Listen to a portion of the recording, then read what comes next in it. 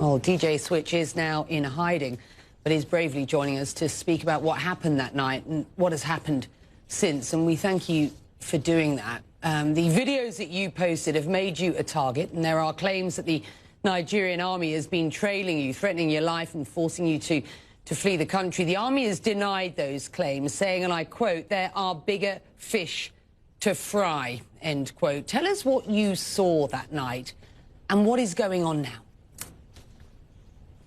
Well, thank you for having me, Becky. Thank you for giving us your platform to continue talking and sharing this story. What I experienced that day was the worst experience in my life. The Nigerian army that is supposed to protect us came with no warning. None, nobody, no representative to come speak to us first. At least they just came in guns blazing. We heard gunshots from behind the toll gate, because we were on one side of the toll gate, and we heard gunshots from behind and people running. So what we did was just to go down and sit down and just stay still, wave our flags. So because we believed that if we waved our flags, they would see that we are not here to cause any harm. We're not here to cause any troubles. We're just here protesting, as is our right to do so. So there was no warning, nothing. They came shooting. People were just dropping. I can't even explain that to you. It was such a chaotic scene that most times I find it difficult to close my eyes without seeing those scenes. And after they left, the Nigerian police came, SARS to be precise, because looking at the uniform, the ones we could see, and especially one man that was putting on white, I don't know who he is or something, but he had a pistol, kind of like a small gun, and he was just shooting at us directly, and we were just running for our lives. That's the short story of it, really. Mm-hmm. Just after the Lekki Gate incident, I spoke with the Lagos State Governor. Have a listen to what he told me. Becky, I genuinely believe there will be change for two reasons. One, you know, what had happened, especially in Lagos, is extremely unimaginable. That's number one. Number two, it was a clarion call, you know, for all of us in government, you know, especially, you know, understanding and realizing, you know, what the youth, what they truly want us to be doing, you know. So it hit all of us like a thunderbolt, and it was just, you know, a wake-up call. Your response to what you just heard there? With no due respect, I actually challenge the governor of Lagos State to just say the truth. They know the truth. It's been out there, they're conflicting stories with each other. Nigerians have died. This is not a time to play games. Families are looking for their loved ones. To be honest with you, with regards to me, I don't know how to feel, because in one hand, I'm grateful I'm alive today. In the other hand, I don't know if I should say I'm lucky. It's almost like I'm saying the others were not lucky. It is time that we own up to the things that we're supposed to own up to. The governor has a responsibility to the citizens of Lagos State, and he should say the truth.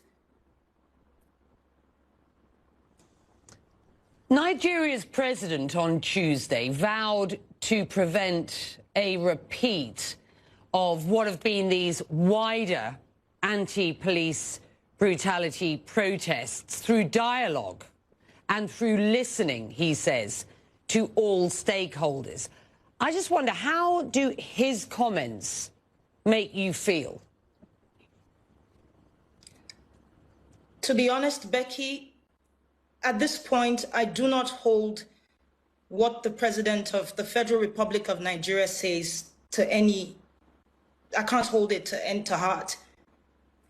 Nigeria is a dictatorship with a democratic face. And I think that is primarily to please the international communities. It is our right to protest anything that we see and change that we demand. The Nigerian government has used force from the beginning, starting with trying to infiltrate a peaceful protest with thugs. That didn't work out. And then they've moved to bringing the military in. So the same government that says that they had banned SARS, and this is going for 4 to 5 years now, they keep banning the same SARS, is saying that he wants to have a dialogue. The president hasn't even come out once to address the shooting at the toll gate. So no, Becky, I do not take his word to heart. We need action, we need change, and most importantly, we need accountability. You've said about this whole experience, and I quote here, "It is cause for what I believe is just. It is shock at the response of my government towards the people it is sworn to protect. It is courage to speak up no matter what. And for me, the will to see justice, accountability and a change in Nigeria, no matter how much is offered to me or threats to me." Do you believe that change will come? And how long do you think you will need to stay in hiding for? To be honest, I will start with the fact that the will is there. This generation, as we like to call ourselves, we call ourselves Sorosoke. That means speak up. Unlike the past, where they've oppressed our parents, they've misinformed our parents because we didn't have social media back then. They owned the media houses, they owned the newspapers. But this is a different generation. And that goes to the end where I said that I believe strongly that Nigeria will change. It's not a sprint, it's a marathon. And now the Nigerian people, especially this generation, they are speaking up. The shock for me was to see that for the first time, something that gave me such belief. I never thought I would see Nigerians come together with the same voice and speak in one voice, demanding change, demanding an end to police brutality. I never thought that our government, first time they're seeing this, would respond in the action with which they did. Seizing the passport of Mo, for example, arresting Yeroms, chasing people out of town and literally out of the country. I believe that the fact that I have been given a second chance at this life, I don't know what will happen to me. I don't know what will happen to my career. All my bookings, everything is gone. I don't know. But what I do know is this. The fact that I have this chance, I will use this opportunity to tell this story. No matter the length, no matter the breadth, I would use the opportunity to tell the story. My hope is to go back home. I don't want to run anywhere. People think that I have sought some sort of asylum. That is not a fact. But you can't chase down everything. Those things are not important. I want to be able to go home, but I want to make sure that I've gotten my story out and the story of other witnesses out under oath. And then when I'm done, I go home. If they want to pick me up at that point, there's nothing to try and silence me for anymore. So if they still want to pick me up, no problem.